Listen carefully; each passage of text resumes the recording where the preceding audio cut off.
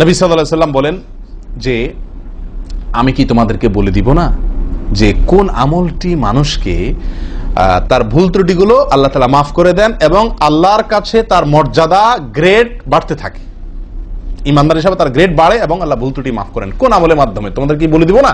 সাহাবা ইকরাম বললেন বালা ইয়া রাসূলুল্লাহ, হ্যাঁ ইয়া রাসূলুল্লাহ আপনি বলে দিন। তখন নবী সাল্লাল্লাহু আলাইহি ওয়াসাল্লাম বললেন ইসবাগুল wudu'i আলাল মাকারিহ, ইসবাগুল wudu'i আলাল মাকারিহ।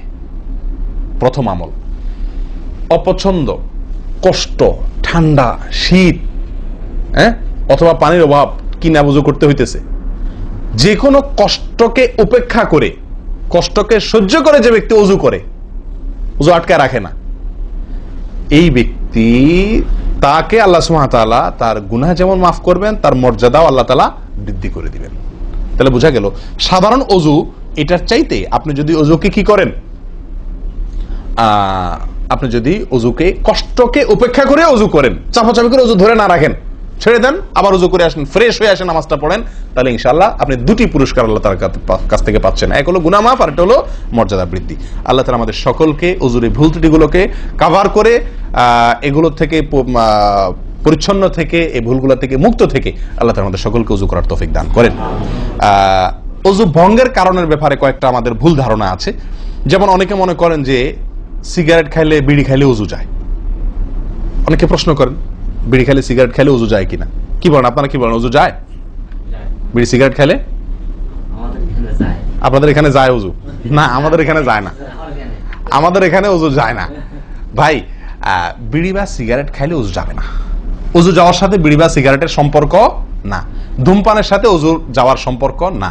তাহলে আপনারা কেউ বলবেন তাহলে হুজুর, তাহলে তো বিষয়টা তাহলে বোঝা গেল ধূমপানটা তাহলে এত বড় কিছু না। আপনি যেরকম সোজা করে দিলেন যে ধূমপান করলে কি যাবে না, ওযু যাবে না। আমরা তো জানতাম এটা মারাত্মক কোনো বড় অপরাধ, এটা করলে ওযু যাবে, আপনি বলতেছেন ওযু যাবে না, তাহলে তো বড় বোধহয় এটা ছোট অপরাধ। না ভাই, ওযু যাবে না তো আমল যাবে, ঈমান যাবে। ওযু গেলে তো কোনো ব্যাপার ছিল না, ওযু যাওয়া কোনো দোষের কিছু ভাই।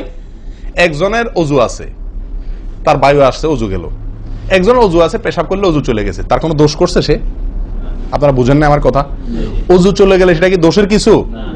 তাহলে এটা তো আমার বড় কিছু না, দোষের কিছু না। বিড়ি খাইলে, সিগারেট খাইলে ওযু যাবে না তো, ওযু যাওয়া তো দোষের কিছু না। এর চেয়ে বড়টা যাবে, তাকওয়া যাবে। কি যাবে? তাকওয়া ছুটে যাবে, মুত্তাকির খাতা থেকে নাম কাটা যাবে। বুঝেন না কথা? নেক আমলদারের খাতা থেকে নাম কেটে যাবে, গুনাহগার হবে, গুনাহে লিপ্ত হলো সে। ওযু ভাঙলে তো দোষের কিছু হতো না, ভুল তেমন কোনো ক্ষতির কিছু হতো না, কিন্তু তার চাইতে বড় ক্ষতি হবে। কিন্তু ওযু ভাঙবে না বলে তাহলে কি সিগারেট খায় ডাইরেক্ট মসজিদে চলে আসবো? না, সেটা জায়েজ নাই। সিগারেট যদি খান, এই বদ অভ্যাস যদি থাকে, হারামে লিপ্ত হওয়ার অভ্যাস থাকে, আল্লাহ হেফাজত করুক, সবাইকে ফিরে আসার তৌফিক দান করুক। কমের পক্ষে মুখকে ভালো করে ফ্রেশ করে, পরিষ্কার করে, ব্রাশ করে, মেসওয়াক করে, দুর্গন্ধ দূর করে তারপর মসজিদে আসবেন। কথা বুঝে আসছে? যাতে অন্য মানুষ কষ্ট না পায়। অনেকে মনে করেন হাঁটুর উপরে কাপড় উঠলে ওযু ভেঙে যায়। ঠিক না? ঠিক। আপনারা কি বলেন? আপনাদের দেশে ওযু ভাঙেনি? আপনাদের এখানে ভাঙে? আচ্ছা, ভাঙতে পারে। কোন কোন এলাকাতে হাঁটুর উপরে ওযু কাপড় উঠলে কি করে? ওযু ভাঙে। এটা অনেকে বলেন যে ভাই সতর যদি খুলে যায়, হাঁটুর উপরে কথা না, সতর খুলে গেল, কেউ ওযু করার পরে উলঙ্গ হয়ে গেল কাপড় পাল্টাতে গিয়া বা কোনো কারণ, এক কথায় ওযুর পরে যদি সতর খুলে যায় ওযু ভাঙবে না। কিন্তু আমাদের অনেক দেশে, অনেক এলাকাতে ওযু ভাঙে না ভাই। এই যেখানে ভাঙে সেখানে আসলে ভাঙা উচিত না। ওযু আপনার সতর খুললে কি হয় না? ওযু ভঙ্গ হয় না। এর সাথে ওযু ভঙ্গ হওয়ার সম্পর্ক নেই। ওই যে বলছি ধূমপানের মতো, সতর যদি অন্য মানুষের সামনে খোলেন আপনি, তাহলে ওযু ভাঙলে তো দোষের কিছু হতো না। এখানে তাকওয়া ভাঙবে, ওযু ভাঙবে না। আমি কি বুঝাতে পারছি? এর চেয়ে বড় অপরাধ হবে, কবিরা গুনাহ লিপ্ত হলেন আপনি, ফরজ তরক হয়ে গেল, আপনি বড় গুনাহ করলেন। ওযু ভাঙলে তো এমন দোষে কিছু হতো না, কিন্তু ওযু ভাঙবে না। অনেকে মনে করে টিভি দেখলে, সিনেমা দেখলে, নাটক দেখলে, গান ফান দেখলে ওযু ভাঙে না। এটার সাথেও কি নাই? ওযু ভাঙার সম্পর্ক নাই। ওযু ভাঙার সম্পর্ক নির্দিষ্ট কিছু কাজে, পেশাব করলেন, পায়খানা করলেন, বায়ু ছাড়লেন, ঘুমাইলেন, ওযু ভাঙে এগুলাতে। কিন্তু আপনি সিনেমা দেখলেন, খারাপ কিছু দেখলেন, এই দেখলেই আপনার কি হবে না? ওযু ভাঙবে না। হ্যাঁ, একটা কথা ঠিক যে আপনি এই যে কাজগুলোর কথা বললাম, আপনি সিগারেট খাইলেন, আপনি আল্লাহ মাফ করেন কোন হারামে লিপ্ত হলেন, আপনি সতর খুললেন মানুষের সামনে, আপনি সিনেমা দেখলেন, টিভিতে খারাপ হারাম কিছু দেখলেন, তাহলে কি করতে হবে? ওযু করা উত্তম।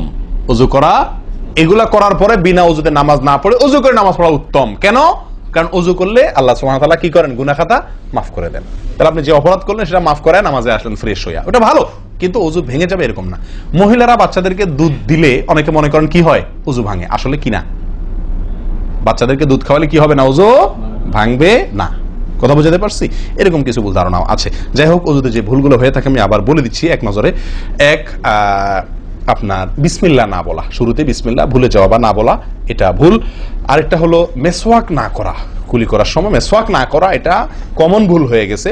3 নম্বর হলো কুলিটা সুন্দরভাবে না করা, পানিতে মুখে পানি কোষ করে নিয়ে এরপরে কিছু সময় মুখের ভিতরে করে নাড়াতে হবে। না নাড়ানো এটা আরেকটা ভুল, নিয়ে ফেলে দিলাম তাড়াহুড়া করে, এটা আরেকটা ভুল। 4 নম্বর হলো আপনার নাকে পানি ছিটাই আমরা, এটা আরেকটা ভুল, ছিটানো যাবে না। নাকে পানি টানতে হবে অথবা পানি দিতে হবে, কিন্তু পানি কি করা যাবে না? ছিটানো যাবে না, ছিটানোটা আরেকটা ভুল। 5 নম্বর হলো আপনার নাক ঝাড়া, নাকে পানি দেওয়ার পরে কি করতে হয়? নাক ঝাড়তে হয়। আবার দেখেন ডানে বামে লোকজন দেখে ঝাড়েন, বিশেষ করে উজুখানাতে যদি করেন উল্টাপাল্টা আপনার নাক ঝাড়া মার খাইয়েন না, তখন আমার কথা বলেন না, আমার যে মৌলভী সবার ওয়াজ শুনে আমি মার খাইছি। দেখেন নাক ঝাড়ার সময় দেখে শোনা, আশপাশে দেখে নিজের নিয়ন্ত্রণে রেখে নাক ঝাড়ানো, কিন্তু ঝাড়তে হবে। ঝাড়াটা একটা সুন্নাহ আমল, এটি বিলুপ্ত হওয়ার পথে।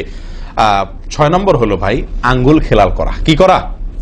আঙ্গুল খেলাল করা, এটা উঠে গেছে। পায়ের আঙ্গুল খেলাল করতে হবে, কোন আঙ্গুল দিয়ে হাদিসে আসছে, আর হাতের আঙ্গুল এগুলা দিয়া, কারণ এগুলাতে জাহান্নামের আগুন প্রবেশ করবে যদি এগুলো শুকনা থাকে, সালাত হবে না।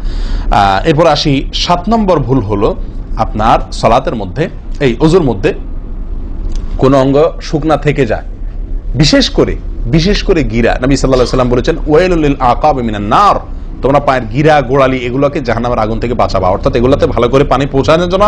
কারণ বিশেষ করে শুকনা যখন হয় শীতের দিনে, তখন এগুলো ফেটে যায়, পানি আপনি ঢাললেই যায় না, একটু হালকা ডললে ভালো করে তারপরে পানিটা জায়গা মতো যায়। এই জন্য ওইগুলোর উপরে গোড়ালির উপরে বিশেষভাবে লক্ষ্য রাখা দরকার। আর কষ্ট উপেক্ষা করে উযু করার চেষ্টা করা দরকার। আর শেষ যেটা, সেটা হলো পানি অপচয়। কি করা ভাই? পানি অপচয় করা। প্রচুর পরিমাণ পানি আমরা অপচয় করি উযু করার সময়, যেটা আমাদের উযুর সৌন্দর্যকে নষ্ট করে, উযুর গুণগত মানকে নষ্ট করে দেয়। আসুন সুন্দরভাবে উযু করার স্বার্থে এই ভুলগুলোর থেকে মুক্ত থাকার চেষ্টা করি। আল্লাহ তাআলা আমাদের সকলকে আমলের তৌফিক দান করেন। ওয়া আখিরু দাওয়ানা আলহামদুলিল্লাহি রাব্বিল আলামিন। আসসালামু আলাইকুম ওয়া রাহমাতুল্লাহি ওয়া বারাকাতুহু।